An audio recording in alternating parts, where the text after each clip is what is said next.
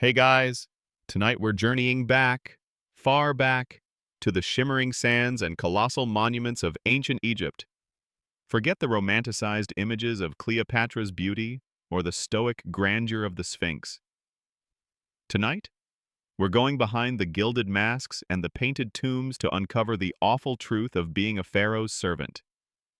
Boring history for sleep. You're about to discover a life of immense powerlessness, dictated by the whims of a divine ruler, and a system built on unwavering, often horrifying, obedience.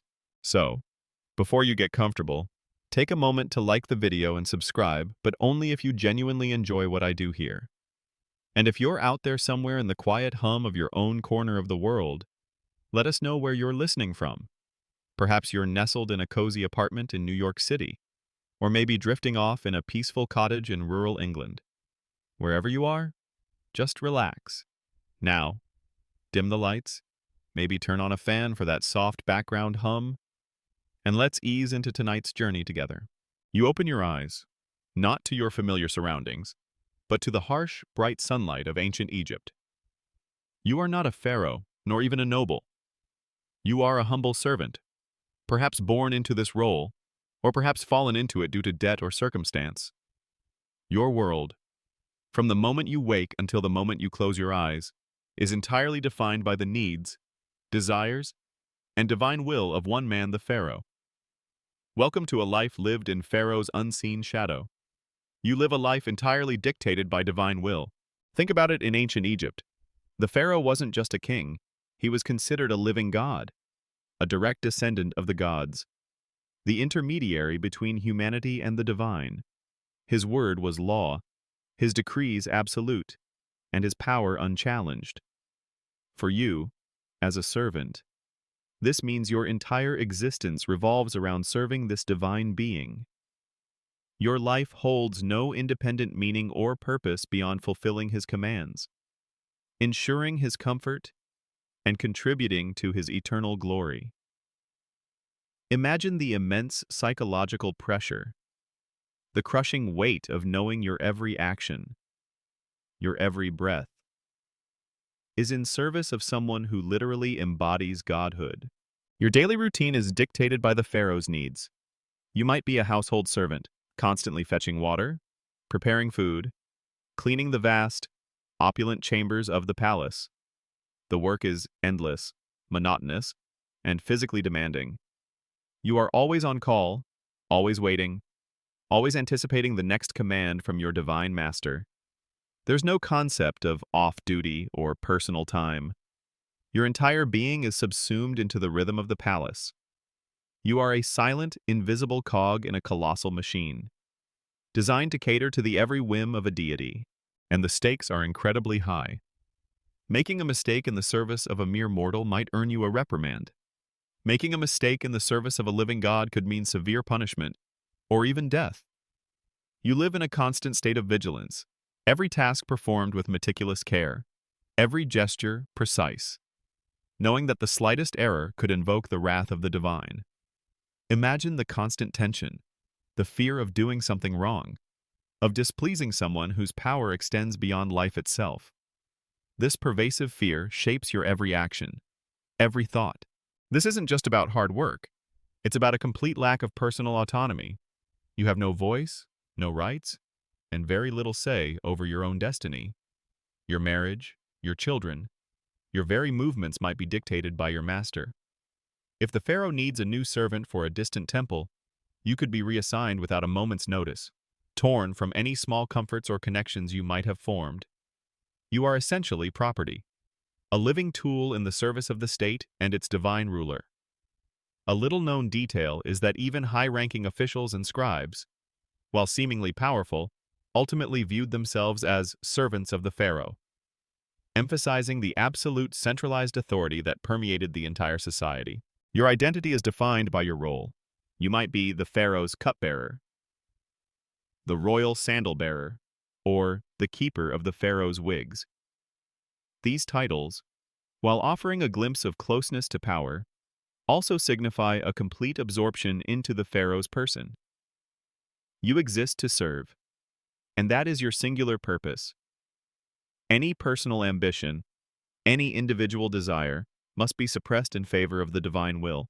Consider the immense public works projects, the temples, the colossal statues, and of course, the pyramids. While you might not be directly involved in the backbreaking labor of stone quarrying, a topic we'll delve into more deeply later, your service indirectly supports these massive undertakings. Your tax payments, often in kind, like grain or livestock, your administrative efforts, or your direct labor in supplying the workers, all contribute to these monumental expressions of the Pharaoh's divine power. You are part of a national effort driven by the will of one man, a testament to his immortality and status. This complete subservience to the divine will meant that even acts of kindness or cruelty were perceived through a spiritual lens. If the Pharaoh granted you a favor, it was a divine blessing. If he punished you severely, it was divine judgment. There was no questioning his authority, no concept of human rights beyond his benevolent decree. You live in a world where justice flows from the top, absolute and unquestionable. So, as you drift deeper into sleep, let the profound powerlessness of being a Pharaoh's servant settle over you. Imagine a life lived entirely in the shadow of a living God, your every moment dictated by an unseen, yet omnipresent, divine will. You feel the ghostly weight of absolute obedience, the constant fear of divine displeasure, and the chilling realization that your entire existence is merely a means to an end for the glory of another. It's a truly awful thought, isn't it, to live and die solely for the will of one man, a living God? You're still there, suspended in the quiet contemplation of ancient power, the unseen shadow of the Pharaoh lingering over you. We've explored the profound powerlessness of a servant's life, dictated entirely by divine will.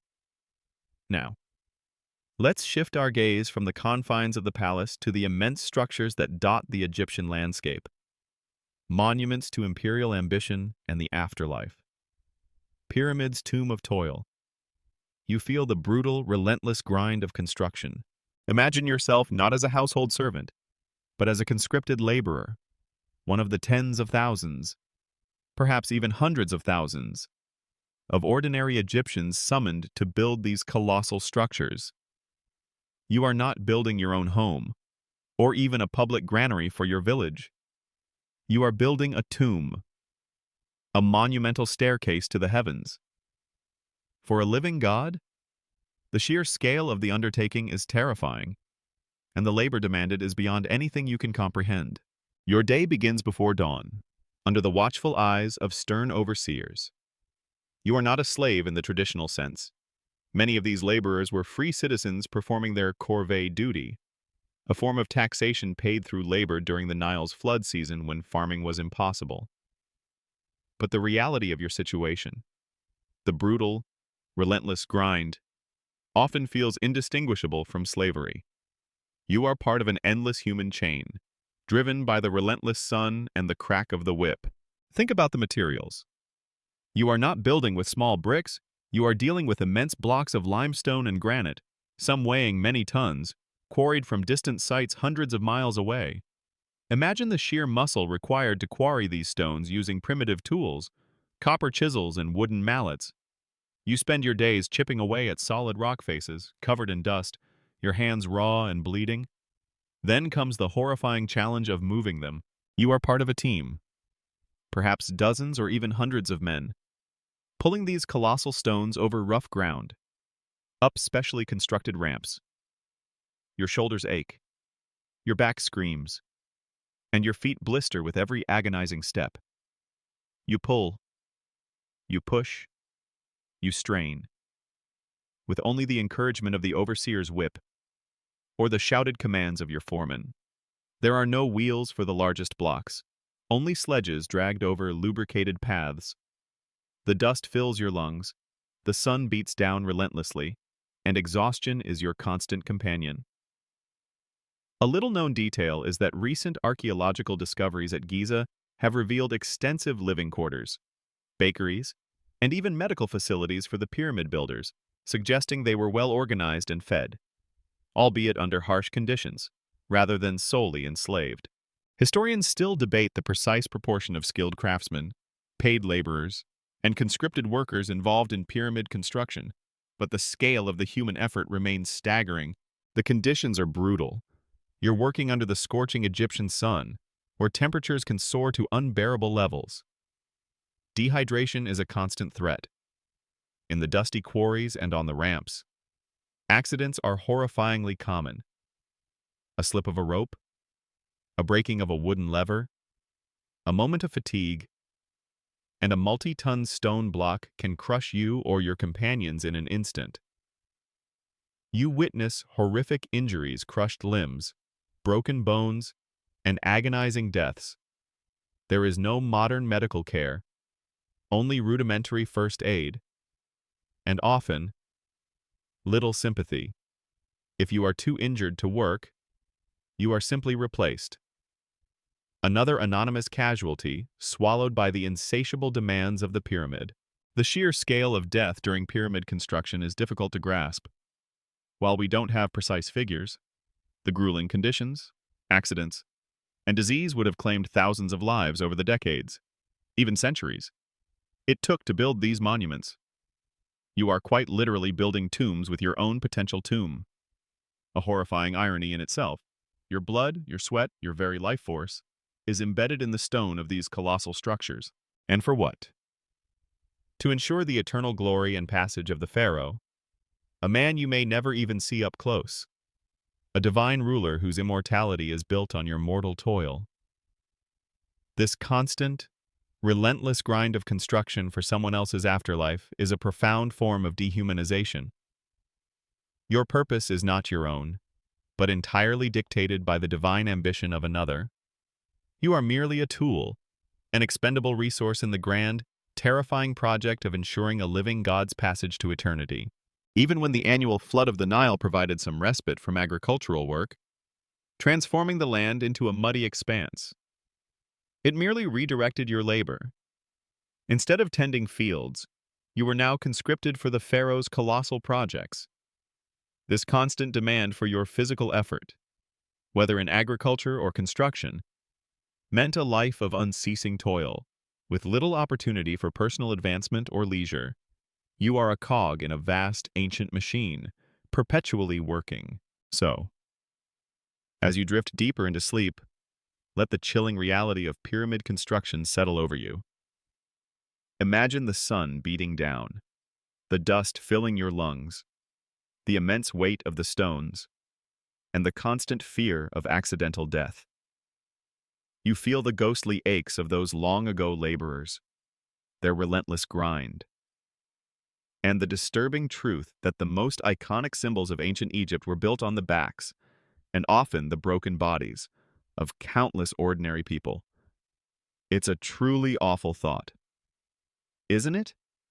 To spend your life building someone else's eternal resting place? You're still there, suspended in the quiet contemplation of ancient toil, the phantom weight of pyramid stones and the endless grind of labor lingering in your mind. We've explored the profound powerlessness of a pharaoh's servant and the brutal realities of monumental construction. Now, let's move from the outside of the palace and the quarries to its inner sanctums, to a place where beauty and artistry intertwined with an insidious, unseen danger. Gold dust, lung dust. You breathe death in the glittering workshops. Imagine yourself as a skilled artisan, perhaps a goldsmith, a sculptor, or a painter, working within the opulent workshops of the pharaoh's palace, or a grand temple complex. Your hands are nimble, your eye keen, as you create exquisite jewelry, intricate reliefs, or vibrant murals for the divine ruler and his elite. You are surrounded by beauty, the shimmering gleam of gold, the rich hues of semi-precious stones, the vibrant pigments used for painting. But beneath this glittering surface lies a horrifying, slow-acting killer that permeates the very air you breathe. Your work often involves fine powders and tiny particles. If you are a goldsmith, you are constantly filing, hammering, and polishing gold. This process creates fine gold dust, which, while beautiful to behold, is inhaled into your lungs with every breath. If you are a painter, you are grinding natural pigments, minerals like lapis lazuli for blue, malachite for green, and various ochres for reds and yellows. These minerals, in their powdered form, are often toxic. Imagine breathing in finely ground lead, arsenic, or copper compounds day after day, year after year. The conditions in these workshops, while perhaps visually impressive, are utterly devoid of modern health and safety standards. There is little to no ventilation. You work in crowded, often dimly lit spaces, where the air is thick with the dust of your craft. You wear no masks, no protective gear. Your skin, your clothes, your hair are coated in the very substances that are slowly poisoning you. A little-known detail is that ancient Egyptian tomb paintings often show artisans at work, but they never depict any form of respiratory protection, highlighting the unawareness of the airborne dangers they faced daily. The horrifying truth is that these seemingly innocuous dusts, inhaled over years, would cause chronic and often fatal respiratory illnesses. You might develop silicosis from inhaling silica dust from grinding stones or minerals, slowly hardening your lungs until breathing becomes an agonizing struggle. You might suffer from heavy metal poisoning, as particles of lead, copper, or arsenic accumulate in your body, causing neurological damage, kidney failure, or other debilitating ailments. Imagine feeling your body slowly betraying you, your strength waning, your mind becoming foggy, all while surrounded by the very materials that are causing your demise. Consider the goldsmith. While pure gold is relatively inert, ancient techniques for working with gold sometimes involved alloys with other metals like copper or silver, and processes that could release harmful fumes. Even more insidious was the use of mercury for gilding, applying a thin layer of gold to another surface. Mercury was heated to create a vapor that would bind with the gold, after which the mercury would evaporate, leaving the gold behind. Imagine breathing in mercury vapor, a potent neurotoxin, day after day. You might develop tremors, memory loss, severe neurological problems, or even succumb to acute poisoning. This was a particularly horrific fate, transforming the very act of creating beauty into a slow, agonizing death sentence. Historians still debate the prevalence and specific impact of occupational diseases on ancient Egyptian artisans. While direct medical records are scarce, skeletal remains often show evidence of respiratory disease, heavy metal poisoning, and other ailments consistent with the hazards of their crafts. Some scholars point to the relatively short lifespans of many artisans as indirect evidence of these dangers, while others caution against over-extrapolating from limited data. However, the inherent toxicity of their materials and methods is undeniable. The horror is compounded by your lack of awareness. You don't understand germ theory, let alone toxicology. You might attribute your persistent cough, your tremors, or your failing health to bad humors, curses, or divine displeasure. Remember that. You continue to work because it is your craft, your livelihood, and your duty to the Pharaoh, unknowingly condemning yourself to a slow, agonizing death. Your artistry, your skill, the very thing that sets you apart, is simultaneously the instrument of your destruction. So, as you drift deeper into sleep, let the chilling reality of ancient workshops settle over you, a place where beauty was born from a silent, airborne killer. Imagine the glittering dust, the vibrant pigments, and the pervasive, invisible particles filling your lungs with every breath. You feel the ghostly cough of those ancient artisans, the slow erosion of their health, and the disturbing truth that the pursuit of immortality for one often meant a shortened, painful life for many. It's a truly awful thought, isn't it? To create beauty while breathing in death. You're still there, suspended in the quiet contemplation of ancient artistry and its hidden dangers. The phantom cough of gold dust and lung dust slowly receding. We've explored the profound powerlessness of a pharaoh's servant, the brutal realities of pyramid construction, and the insidious dangers of workshop dust. Now, let's move into the very heart of royal indulgence, to the elaborate feasts and daily sustenance of the elite, and uncover how even the pursuit of pleasure could hide a truly insidious threat. Palace's poisonous pleasures. You serve meals that hide insidious threats.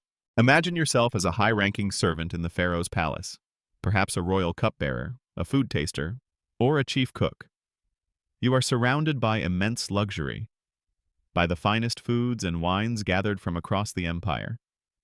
Your days are spent preparing and presenting lavish banquets, ensuring every dish is perfect, every drink exquisite. This proximity to the divine pharaoh seems like a privileged position, a life of comfort compared to the laborers in the quarries. But this very closeness to power, this very access to royal indulgence, comes with its own terrifying, often invisible, risks. The most immediate and horrifying threat is poison. In a world rife with political intrigue, rivalries among nobles, and the constant fear of usurpation, poisoning was a common and effective method of eliminating enemies, rivals, or even inconvenient family members. As a servant directly involved in the preparation or serving of food and drink, you are on the front lines of this silent, deadly warfare.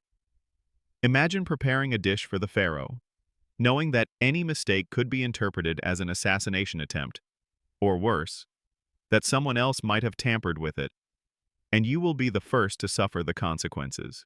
You might be the royal food taster, a truly terrifying, yet prestigious position. Every single dish, every single cup of wine, must pass your lips before it reaches the pharaoh's. You chew slowly, deliberately, waiting for any strange taste, any tingling sensation, any hint of bitterness that might signal a fatal dose. Your life hangs by a thread with every meal. Imagine the constant anxiety, the relentless vigilance required, knowing that a single lapse in judgment, a single missed flavor, could mean an agonizing death for you, and potentially for the pharaoh himself. A little-known detail is that ancient Egyptian kings often employed specialized wine tasters, not just for quality control, but as a primary defense against poisoning. These individuals held significant trust and power, precisely because their lives were constantly on the line. Beyond deliberate poisoning attempts, there are more subtle, yet equally insidious, threats hidden within the very foods and practices of the time. We've discussed lead poisoning in the Roman context, and while ancient Egypt didn't use lead plumbing as extensively, they did use lead-based pigments in cosmetics and some lead in glazes for pottery. While not a direct food contaminant, the handling and proximity to such materials could still pose risks in a palace environment. Consider also the potential for foodborne illnesses in a hot climate with rudimentary food preservation. Despite the best efforts, bacteria and spoilage were constant threats. You might be serving food that, unbeknownst to you or the pharaoh, is teeming with pathogens. While not intentionally poisoned, a royal feast could still bring about a sudden, severe illness, or even death, particularly for those with compromised immune systems. This adds another layer of silent, invisible danger to your daily duties. You're trying to keep the pharaoh healthy, but the very act of nourishing him carries inherent risks. Historians still debate the true prevalence of poisoning in ancient Egyptian courts. While anecdotal evidence from texts and later accounts suggests it was a fear, concrete archaeological proof is difficult to come by. Some scholars argue that while attempts may have occurred, the actual success rate might have been low due to the vigilance of tasters and the lack of sophisticated, fast-acting poisons that left no trace. Others contend that many sudden royal deaths might have been attributed to illness, when poisoning was indeed the cause. Furthermore, the lavish diets of the elite themselves could lead to chronic health issues. While certainly not poisonous in the traditional sense, constant consumption of rich foods, often high in sugar from honey and fruits and fat, combined with a sedentary lifestyle, could lead to conditions like obesity, gout, and dental problems. While these aren't sudden, dramatic deaths, they contributed to a lifestyle that was far from healthy, even amidst luxury. You might see the pharaoh himself suffering from ailments brought on by indulgence, a slow, less dramatic form of poison.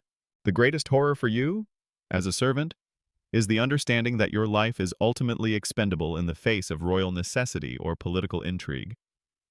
If a poisoning attempt is successful, or even suspected, you, as the taster or preparer, would be among the first to be interrogated, tortured, and likely executed. Regardless of your innocence, you are the shield between the Pharaoh and his enemies, a living, breathing, and tragically vulnerable human buffer. It's a bit like being constantly on a minefield, knowing you're the first one who will step on it, but unable to move. So, as you drift deeper into sleep, let the chilling reality of the palace's poisonous pleasures settle over you. Imagine the tension of a royal banquet, the subtle tremor of a hand holding a cup, and the horrifying knowledge that every meal could be your last. You feel the ghostly presence of unseen threats, the silent machinations of intrigue, and the disturbing truth that proximity to power often meant proximity to extreme danger. It's a truly awful thought, isn't it? To serve a god, only to die by his meal? You're still there, suspended in the quiet contemplation of ancient courtly dangers, the phantom taste of palace poisons lingering on your tongue. We've explored the profound powerlessness of a pharaoh's servant, the brutal realities of pyramid construction, the insidious dangers of workshop dust, and the silent threats lurking in royal meals. Now, let's step out of the gilded halls and into the everyday reality of ancient Egyptian life, and confront a horrifying truth about their daily routines, Hygiene's horrid truth. You perform duties amidst unspeakable filth. Imagine yourself as an ordinary Egyptian, living in a bustling town along the Nile. You might be a common laborer, a craftsman, or a domestic servant in a less opulent household than the pharaoh's palace. While ancient Egyptians are often praised for their cleanliness in rituals and personal grooming, think about their regular bathing, shaving, and use of perfumes. The reality of public sanitation, especially in densely populated areas, was far, far from what you would consider hygienic. You perform duties amidst unspeakable filth. Consider your daily walk through the streets of a typical town. Unlike modern cities with elaborate sewer systems, ancient Egyptian towns largely lacked organized waste disposal. Human and animal waste, refuse from homes, and discarded food scraps would often be simply thrown into the streets or into open ditches. Imagine the pervasive, sickening stench that would hang in the air, especially during the hot summer months. You would constantly be navigating through piles of refuse, avoiding open sewers, and breathing air thick with the smell of decay. This wasn't just unpleasant, it was a breeding ground for disease. Then there's the water. The Nile was the lifeblood of Egypt, providing water for drinking, bathing, irrigation, and transportation. But it was also used for waste disposal. Imagine collecting water for your household, for drinking, cooking, and washing, from the very river where waste was discharged, where animals bathed, and where dead bodies might occasionally drift. While some attempts might be made to settle impurities, the water would often be teeming with bacteria and parasites. You drink, and you hope. But the threat of waterborne diseases like dysentery, cholera, though unknown by name then, and various parasitic infections was ever present. A little-known detail is that while the annual flooding of the Nile was essential for agriculture, it also spread disease-carrying silt and waste over wide areas, acting as a natural, horrifying vector for epidemics. Your home itself, while swept and cleaned to an extent, might also contribute to the problem. Many homes were built close together, with poor ventilation and inadequate sanitation facilities. Insects like flies and mosquitoes, attracted by the pervasive filth, would be constant companions, acting as carriers for various diseases. You might find yourself constantly swatting at them, unaware that each buzzing insect could be bringing a new illness into your home. This close proximity to unhygienic conditions, both inside and outside your dwelling, made health a constant gamble. The prevalence of diseases related to poor sanitation was horrifyingly high. You would regularly see people suffering from debilitating eye infections, trachoma, often spread by flies, intestinal parasites that caused chronic pain and malnutrition, and skin conditions caused by constant exposure to irritants and lack of proper hygiene.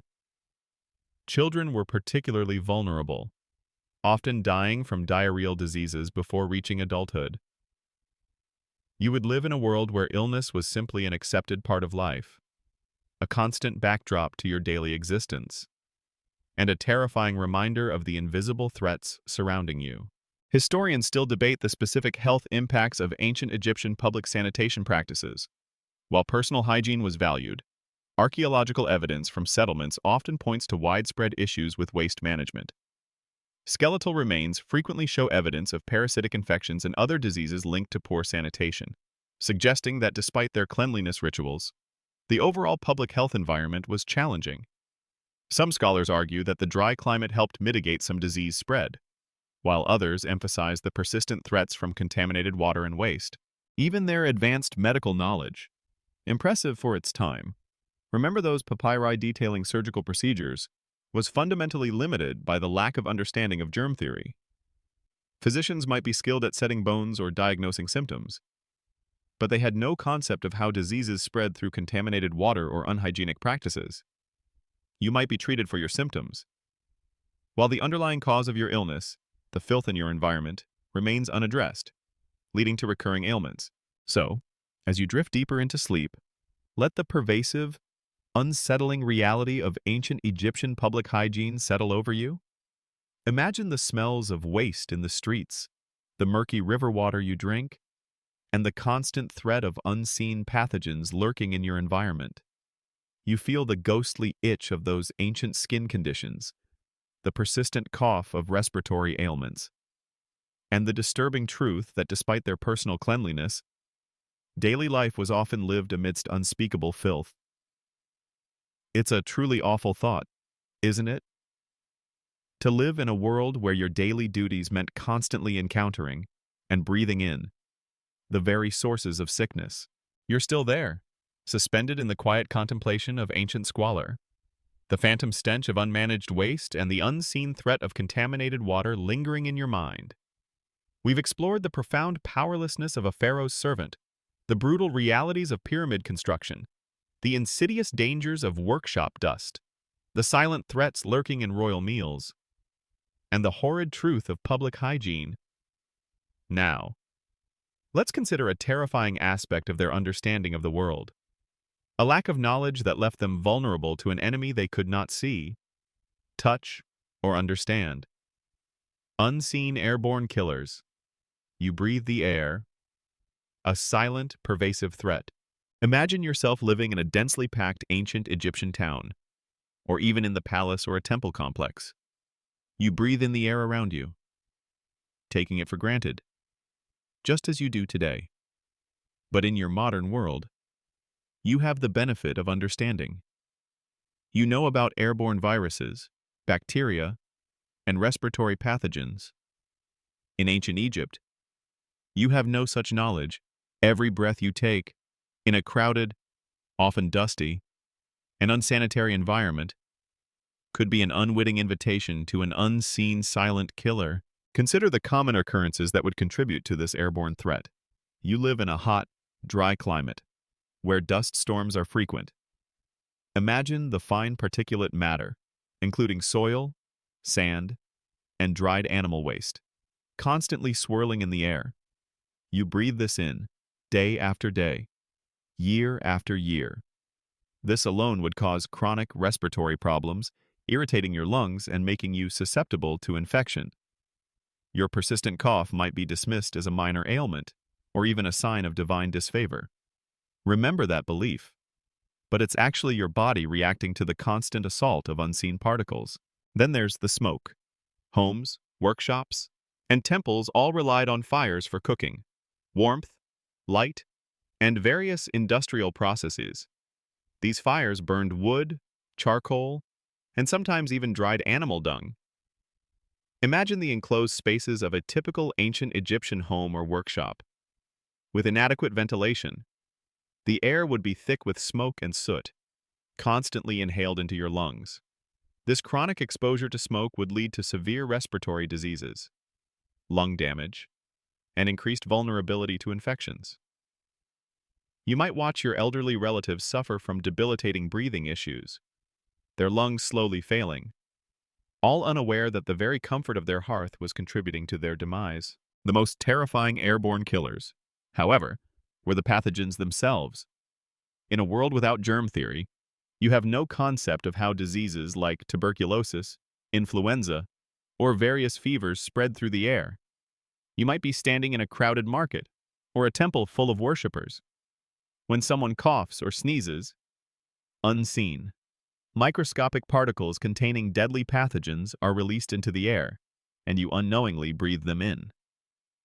This is how epidemics could spread with terrifying speed and devastating consequences through populations that were already weakened by other health issues and poor sanitation. Imagine the fear, not of an external enemy you can see, but of an invisible threat that you cannot pinpoint or understand. If a plague sweeps through your village, remember the Antonine Plague that devastated the Roman Empire, which would also affect parts of Egypt. You don't know it's being carried on the breath of the infected, or lingering in the dust.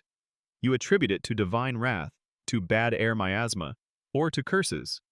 You perform rituals, pray to the gods, and try ineffective remedies, all while the true killer remains unseen, floating silently on the very air you need to survive. Historians still debate the specific prevalence and types of airborne diseases that plagued ancient Egypt. While archaeological evidence from mummies and skeletal remains often shows signs of chronic respiratory infections, pinpointing the exact pathogen is challenging.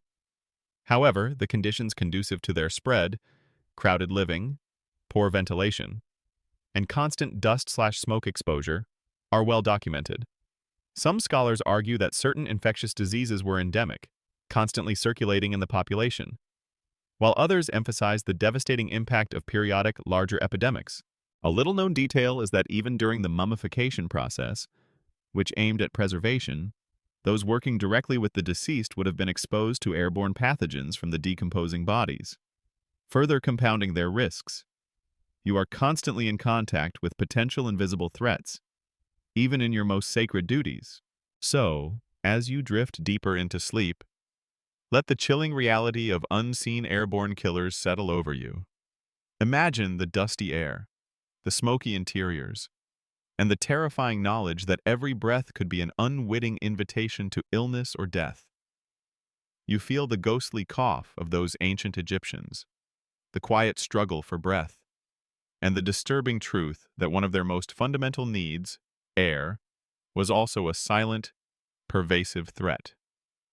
It's a truly awful thought, isn't it? To live in a world where the very act of breathing could be a gamble with your life. You're still there, suspended in the quiet contemplation of ancient perils, the phantom cough of unseen airborne killers slowly receding. We've explored the profound powerlessness of a pharaoh's servant, the brutal realities of pyramid construction, the insidious dangers of workshop dust, the silent threats lurking in royal meals, the horrid truth of public hygiene, and the pervasive menace of airborne pathogens. Now, let's consider a terrifying, yet often overlooked, aspect of life in ancient Egypt, one tied to the very force that sustained their civilization, but could also bring immense suffering: the Nile's unpredictable cruelty. You depend on a river that can bring ruin. Imagine yourself a peasant farmer living along the fertile banks of the Nile, the lifeblood of ancient Egypt. Your entire existence, your family's survival, and the prosperity of your village are inextricably linked to this mighty river. You depend on its annual flood, the Akhet, to bring rich, dark silt that fertilizes your fields, allowing you to grow the vital crops that feed the nation. This reliance fosters immense reverence for the Nile, seen as a benevolent god. But beneath this benevolent surface lies a terrifying, unpredictable cruelty that could swiftly turn bounty into devastation. You live in constant anticipation of the flood. Too low, and famine looms. Too high, and disaster strikes. This delicate balance creates a pervasive anxiety, a silent hum of fear that accompanies every sunrise.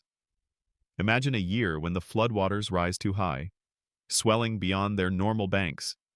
not just fertilizing your fields, but submerging your entire village. Your mud brick home, painstakingly built, begins to dissolve. Your precious stores of grain are ruined, swept away by the current. Your family scrambles to higher ground, desperate to save what little they can, but knowing that everything you own, your entire livelihood, could be obliterated in a matter of hours. This isn't just property damage, it's a catastrophic disruption of life. The floodwaters, while bringing fertility, also spread disease. Remember our discussion about hygiene. The widespread inundation would mix with human and animal waste, creating vast pools of contaminated water.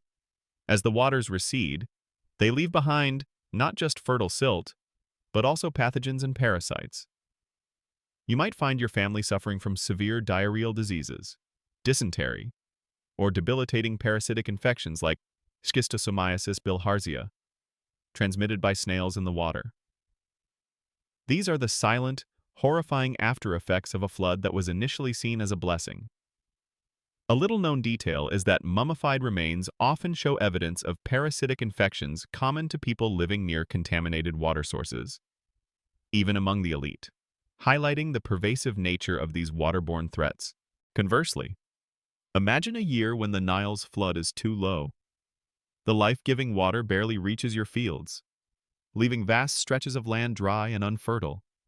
The precious silt, so vital for nourishing the soil, is insufficient. You watch, heartbroken, as your crops wither and die in the parched earth. Famine, a terrifying specter, descends upon your village. Your children's stomachs distend from hunger, their cries echoing the desperation of the entire community. This isn't just about hardship, it's about starvation. A slow, agonizing death for countless thousands. Historians still debate the specific impact of Nile flood variations on the stability of ancient Egyptian dynasties.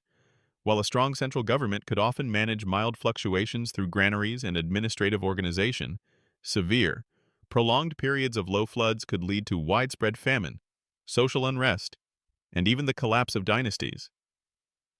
Some scholars argue that periods of instability in Egyptian history often correlate with documented periods of poor Nile floods, while others emphasize that political and military factors were often more decisive. The unpredictability of the Nile also affected your long-term planning. You couldn't build permanent structures too close to the river, constantly living with the threat of inundation. Your life was structured around the rhythm of a benevolent, yet powerful and potentially destructive, natural force. This lack of complete control over your primary resource instilled a profound sense of humility and, at times, terror. You rely completely on the rhythm of nature, knowing that the very thing that gives you life can also take it away. Beyond direct floods or droughts, the river's sheer power could be terrifying. You might witness a sudden violent storm on the Nile, capsizing boats and drowning travelers. Or you might hear tales of crocodiles lurking beneath the murky surface, a constant, primal threat to anyone venturing into its waters. The river, while a source of immense bounty, also harbored its own set of dangers, reminding you of the omnipresent perils of your environment. So, as you drift deeper into sleep, let the terrifying unpredictability of the Nile's cruelty settle over you. Imagine the swelling waters threatening your home, the parched earth signaling impending famine, and the unseen dangers lurking beneath the river's surface. You feel the ghostly fear of a life entirely dependent on a benevolent, yet potentially ruinous, natural force. It's a truly awful thought, isn't it? To place your entire existence at the mercy of a river that could, at any moment, decide your fate. You're still there, suspended in the quiet contemplation of ancient perils, the Nile's unpredictable moods and its watery threats slowly receding. We've explored the profound powerlessness of a pharaoh's servant, the brutal realities of pyramid construction, the insidious dangers of workshop dust, the silent threats lurking in royal meals, the horrid truth of public hygiene, the pervasive menace of airborne pathogens, and the river's dual nature. Now, let's delve into one of the most chilling aspects of ancient Egyptian society: A stark reminder of the ultimate price of offending divine authority, disobedience's dreadful price. You face punishments beyond your darkest fears. Imagine yourself as an ordinary Egyptian, whether a farmer, an artisan, or even a low-ranking official. Your world is structured by a rigid hierarchy, at the apex of which sits the Pharaoh, a living god.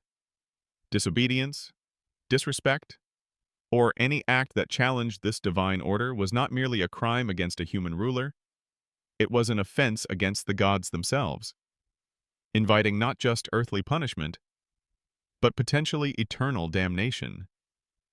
And the methods of punishment, for even seemingly minor infractions, could be truly horrifying. You might witness a public flogging for theft or for failing to meet a production quota. The lash whips through the air, tearing flesh from bone, leaving permanent scars. The cries of the condemned fill the air, a terrifying warning to anyone contemplating defiance. Imagine watching such a spectacle, knowing that your own slight misstep could lead to such agonizing pain, openly displayed for all to see. This wasn't just about pain, it was about public humiliation and the brutal assertion of state power. For more serious offenses, or for acts of perceived rebellion against the Pharaoh, the punishments escalated to a truly horrifying degree. You might hear whispers of impalement, where an individual was slowly driven onto a sharpened stake, left to die a lingering, agonizing death, or perhaps dismemberment, where body parts were severed as a brutal form of public justice. These methods were designed to maximize suffering, to instill abject terror in the populace, and to leave no doubt about the absolute power of the Pharaoh and the dire consequences of disobedience. Even for those in higher positions, failure or disloyalty could lead to a swift and brutal downfall. You might see a once respected official suddenly stripped of his titles, his property confiscated, and then executed or exiled to a remote, desolate region, left to perish. The fall from grace could be sudden and total, a terrifying reminder that no one, save the Pharaoh, was truly safe from the dreadful hand of imperial justice. A little-known detail is that even after death, the punishment could continue. For high treason, a condemned person might be denied a proper burial or mummification, thus preventing their passage to the afterlife, a spiritual punishment as terrifying as any physical one. Historians still debate the frequency of these extreme punishments versus their symbolic use as deterrents. While depictions in art and texts suggest they occurred, the daily reality for most Egyptians was likely governed by more common, albeit still harsh, forms of retribution. Consider the psychological toll of living under such a system. You learn from childhood to be utterly obedient, to never question authority, and to suppress any rebellious thoughts. The fear of punishment is a constant, internal censor, shaping your every action and interaction. You work hard, you follow the rules, and you hope that your diligence will protect you from the dreadful hand of the state. It's a bit like living in a constant state of low-grade terror, where the omnipresent threat of severe retribution hangs over every aspect of your life. The system of justice was entirely top-down, with no concept of rights as you understand them today. The Pharaoh, or his appointed officials, were the ultimate arbiters of law. There were no independent courts to appeal to, no protections against arbitrary decrees. Your fate rested entirely on the judgment, or whim, of those in power. This absolute lack of legal recourse meant that innocence or guilt could sometimes be a secondary concern to perceived obedience or disloyalty. Even imprisonment, while perhaps less common than more immediate punishments, could be a horrifying experience. You might be held in dark, unsanitary cells, with inadequate food and water, waiting for a judgment that could seal your agonizing fate. The very act of being held captive, removed from your family and community, was a terrifying precursor to whatever brutal punishment awaited you. So, as you drift deeper into sleep, let the chilling reality of disobedience's dreadful price settle over you. Imagine the public floggings, the fear of mutilation, and the terrifying threat of death for offending a divine ruler. You feel the ghostly weight of absolute power, the constant anxiety of living under an unforgiving law, and the disturbing truth that justice in ancient Egypt was often a brutal, terrifying display designed to instill abject fear. It's a truly awful thought, isn't it? To live in a world where a wrong step could lead to punishments beyond your darkest fears? You're still there, suspended in the quiet contemplation of ancient law and its brutal enforcements, the phantom echoes of dreadful punishments slowly receding. We've explored the profound powerlessness of a pharaoh's servant, the brutal realities of pyramid construction, the insidious dangers of workshop dust, the silent threats lurking in royal meals, the horrid truth of public hygiene, the pervasive menace of airborne pathogens, the Nile's unpredictable cruelty, and the terrifying price of disobedience. Now, let's delve into an aspect that encapsulates much of the hidden suffering, a life of silent suffering. You drift, pondering a forgotten, brutal existence. Imagine yourself as an ordinary individual in ancient Egypt, living out your days far from the grand monuments and the gilded palaces. You are not a king, not a priest, not even a high-ranking scribe. You are one of the countless millions whose lives, though essential to the functioning of the empire, rarely appear in the magnificent hieroglyphs or the epic historical accounts. Your existence is often marked by a pervasive, silent suffering, a continuous grind of hardship and vulnerability that is easy for modern eyes to overlook. You live in a world where the average lifespan is tragically short. Child mortality is horrifyingly high. You witness countless infants and young children succumb to disease, malnutrition, or accidents. If you survive childhood, you still face a barrage of health challenges. Chronic pain from physically demanding labor is a constant companion. Your teeth are likely worn down and abscessed from grit in your bread, leading to agonizing infections. Remember that workshop dust.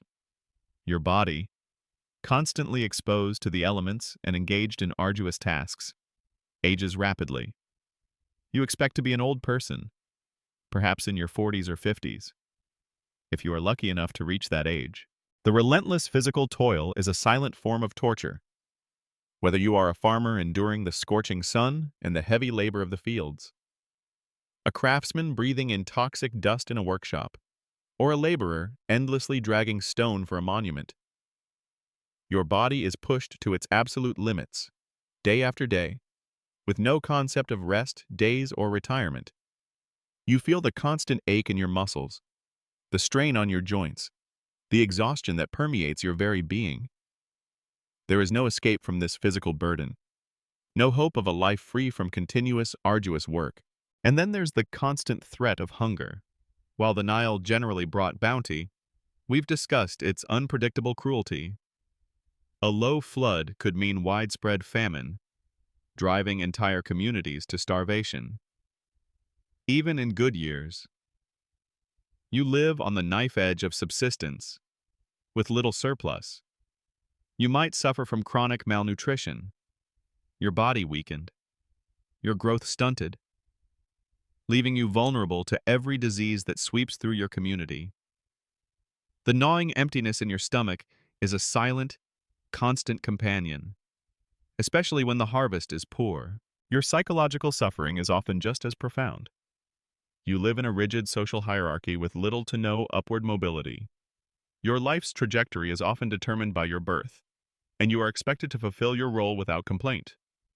Your voice is not heard. Your individual desires are largely irrelevant. You are a small part of a vast, impersonal machine, serving a divine pharaoh whose needs supersede your own.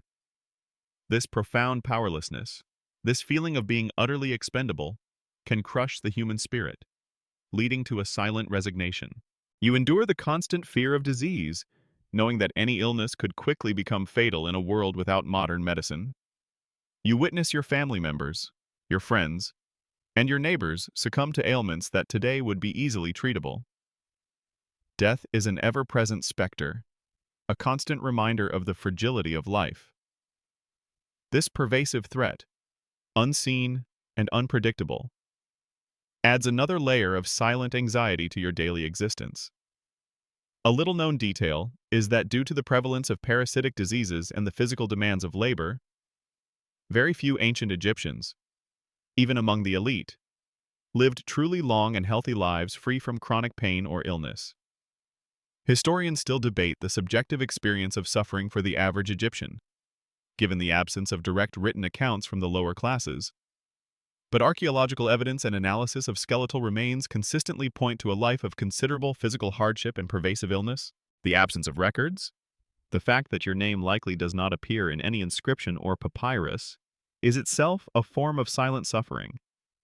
Your individual story is lost to history, subsumed into the vast, anonymous masses who labored, lived, and died for the glory of the Pharaoh. You are a silent contributor to a magnificent civilization, your existence acknowledged only in the collective efforts that built the enduring monuments. So, as you drift deeper into sleep, let the profound reality of a life of silent suffering settle over you. Imagine the constant ache in your bones, the gnawing hunger, the pervasive fear of illness, and the crushing weight of a predetermined existence. You feel the ghostly presence of those countless forgotten individuals, their unrecorded struggles, and the disturbing truth that behind the grandeur of ancient Egypt lay a silent, brutal reality for the vast majority. It's a truly awful thought, isn't it, to live and die so anonymously, yet contribute to such eternal glory. You're still there, suspended in the quiet contemplation of ancient suffering, the profound weight of unrecorded lives and silent struggles slowly receding. We've explored the profound powerlessness of a pharaoh's servant, the brutal realities of pyramid construction, the insidious dangers of workshop dust, the silent threats lurking in royal meals, the horrid truth of public hygiene, the pervasive menace of airborne pathogens, the Nile's unpredictable cruelty, and the terrifying price of disobedience. Now, as our journey through the awful truth of being a pharaoh's servant nears its end, you are left to contemplate the ultimate legacy of this ancient system, both its visible grandeur and its hidden human cost, a life of silent suffering. You drift, pondering a forgotten, brutal existence. Imagine yourself looking back from your modern vantage point, seeing the majestic monuments of ancient Egypt, the towering pyramids, the grand temples, the intricate tomb paintings. These are universally admired as testaments to human ingenuity, artistic brilliance, and architectural ambition. They speak of a civilization that achieved wonders, a society organized with astonishing precision. But now, after our journey together, you carry with you a deeper, more unsettling understanding. You see not just the glory, but the immense, often invisible, suffering that built it. You recall the countless individuals whose lives were entirely dictated by the divine will of the Pharaoh, their every action, every breath, subsumed into the service of another, their powerlessness, the complete lack of personal autonomy, casts a long shadow over the gilded halls of power. It's a chilling reminder that behind every great empire, there are millions of silent contributors whose stories are rarely told, whose identities are often lost to time. You feel the ghostly weight of their absolute obedience, the relentless grind of their unchosen purpose. Then there's the brutal physical toil. You remember the men and women dragging colossal stones under the scorching sun, their bodies breaking, their lives consumed by the monumental task of building tombs.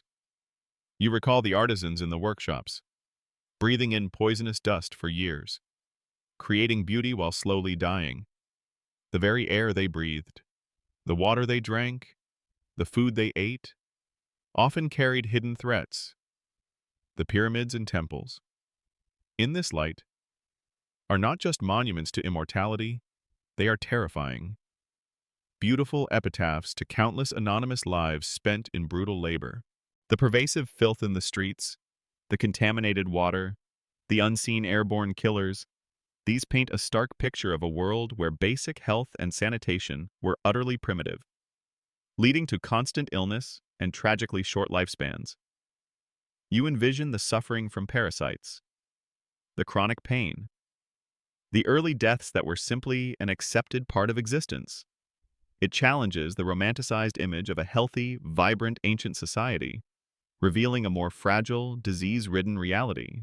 And woven through it all is the omnipresent fear, the fear of displeasing the divine Pharaoh, the fear of unpredictable Nile floods leading to famine, the fear of brutal punishments for even minor transgressions. Justice was harsh, immediate, and often terrifyingly arbitrary.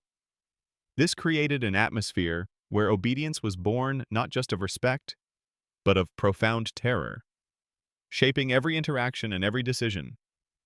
You feel the ghostly chill of those ancient fears, the constant vigilance required to simply survive.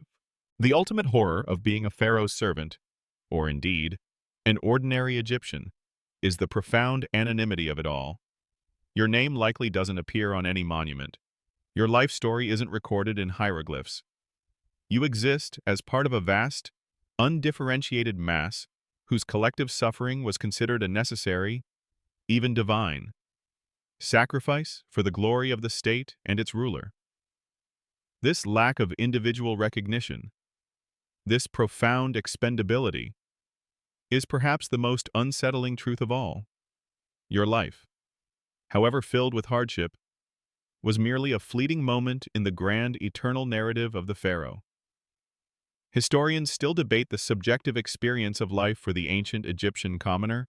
Was their fatalism a comfort or a burden?